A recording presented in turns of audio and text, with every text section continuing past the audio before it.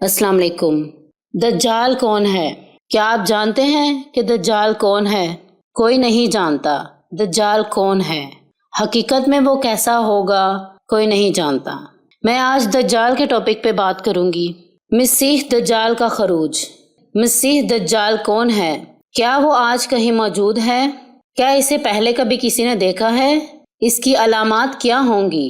इसके खरूज के असबाब क्या होंगे? दज्जाल को बहुत गुस्से में मुब्तला करने वाली बात क्या होगी? दज्जाल के बारे में गलत अकायद क्या क्या हैं? मैं आपके लिए बहुत दिलचस्प और मालूमाती वीडियोस लेकर आती हूँ। मेरे चैनल को सब्सक्राइब करें और साथ ही बने बेल आइकन को भी प्रेस करें। इससे आपको मेरी लेटेस्ट वीडियो का नोटिफिकेशन फौरन मिल जाएगा। तो चलें, अब हम चलते हैं दज्जाल के टॉपिक की तरफ। व्यूअर्स, दज्जाल कौन है? दज्जाल औलाद आदम में से एक शख्स होगा जिसे अल्लाह ताला कुछ ऐसी ताकतें देगा जो इसके सिवा नूह बशर में किसी को हासिल नहीं हुई। अल्लाह ताला लोगों की आजमाइश इम्तिहान के लिए इसे ये ताकतें अता फरमाएगा। नबी करीम हज़रत मोहम्मद सल्लल्लाहु अलैहि वसल्लम ने हमें तंबीह की है कि हम इसकी गुमराहियों को इख्तियार न करें। नेज़ आप सल्लल्लाहु अलैहि वसल्लम ने हमें इसकी जिस्मानी और इखलाकी अलामात से भी आगाह फरमाया है।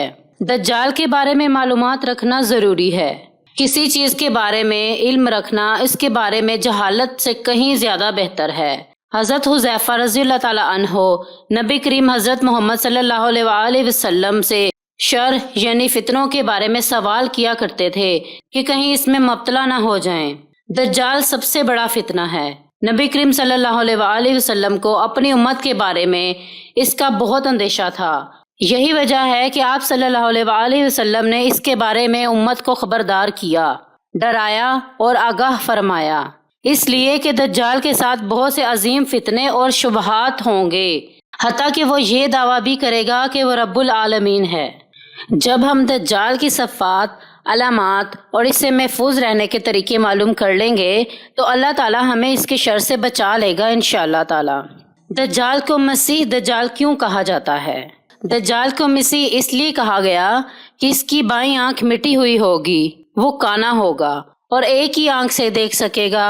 इसके नाम के बारे में एक कौल ये भी मशहूर है कि वो मसीह है और ये भी कहा गया है कि वो मसीह है। बाज़ अहले इल्म का कहना है कि इसका नाम मसीह इसलिए रखा गया कि वो सारी दुनिया में घूमे और चले फिरेगा। बाज़ ने कहा मसीह नाम इसलिए रखा गया कि इसके निस्फ चेहरे पर ना आँख होगी ना अबरू होगा। इसका नाम दज्जाल इसलिए रखा गया कि इसका काम दजलो फरेब करना है, हेलेबाजी से काम लेना है, हकाइक छुपाना है और बड़े बड़े झूठ बोलना होगा। दज्जल बहुत बड़े झूठ को कहा जाता है, यानी कि व्यूअर्स, दज्जल का मतलब बहुत बड़ा झूठ होता है और वो बहुत बड़े दजलो फरेब से काम लेने वाला, बहुत बड़ा झूठ बोलने वाला और बहुत बड़ा मुतकब्बिर होगा। और बहुत बड़ा झूठ बोलने वाला अगर दज्जल होगा और दज्जल को दज्जाल कहा जाएगा। व्यूअर्स, दज्जाल की जमा दज्जालून और दज्जाजिला होती है। दज्जाल का दावा क्या होगा? दज्जाल ये दावा करेगा कि वो रब्बुल आलमीन है। वो लोगों से अपनी ज़ात पर ईमान लाने का मुतालबा करेगा। इसीलिए नबी करीम सल्लल्लाहु अलैहि वसल्लम ने फरमाया, अला इन्नहु आवारु व इन्न रब्बकुम लैसा बिआवारा।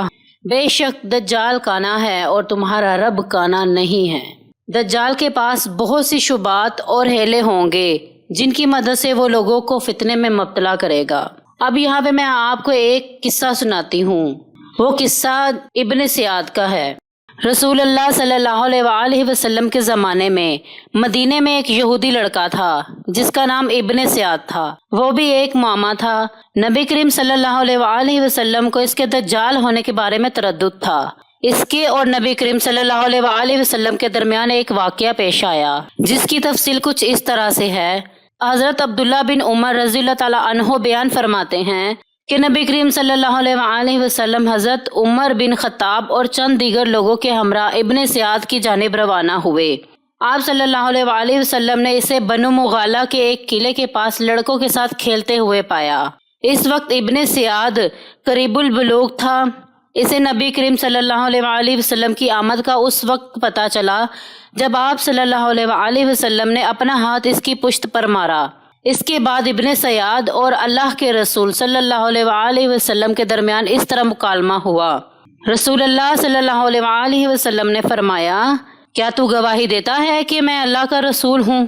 ابن سیاد نے آپ کی طرف دیکھا اور کہا میں گواہی دیتا ہوں کہ آپ امیین یعنی ان پڑھ لوگوں یعنی اہل عرب کی طرف رسول بنا کر بھیجے گئے ہیں۔ پھر ابن سیاد نے اللہ کے رسول صلی اللہ علیہ وسلم سے پوچھا کیا آپ گواہی دیتے ہیں میں اللہ کا رسول ہوں؟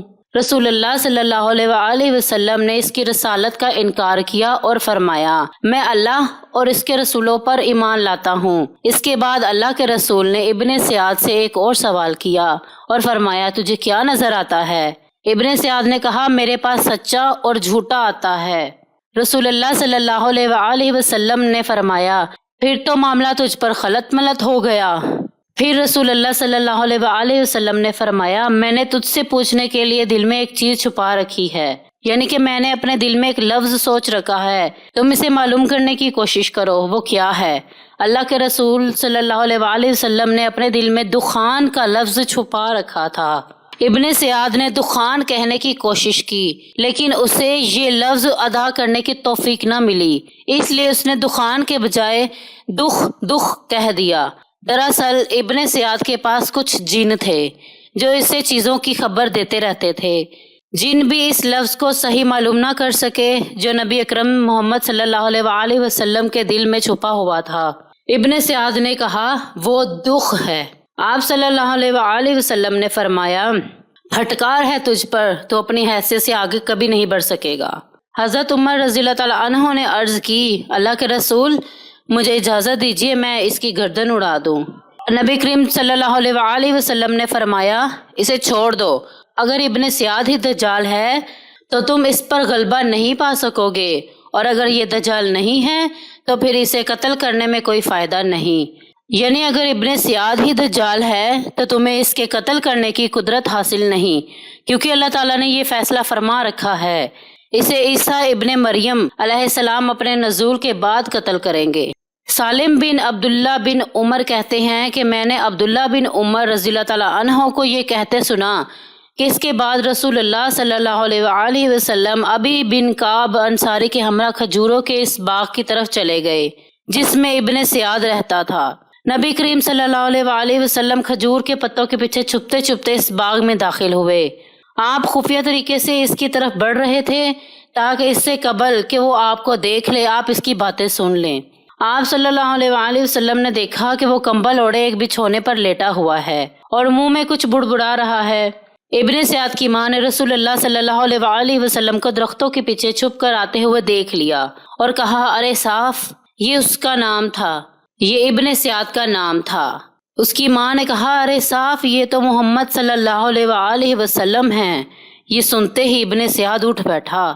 رسول اللہ صلی اللہ علیہ وسلم نے فرمایا اگر یہ مداخلت نہ کرتی تو آج ابن سیاد کی اصل حقیقت واضح ہو جاتی کہ یہ دجال ہے کہ نہیں۔ حضرت ابو سعید خدری رضی اللہ تعالیٰ عنہ بیان کرتے ہیں ایک مرتبہ رسول اللہ صلی اللہ علیہ وسلم حضرت ابو بکر اور حضرت عمر رضی اللہ تعالیٰ عنہ کے ہمراہ مدینے کے کسی راستے پر تھے کہ ان کی ابن سیاد سے ملاقات ہو گئی۔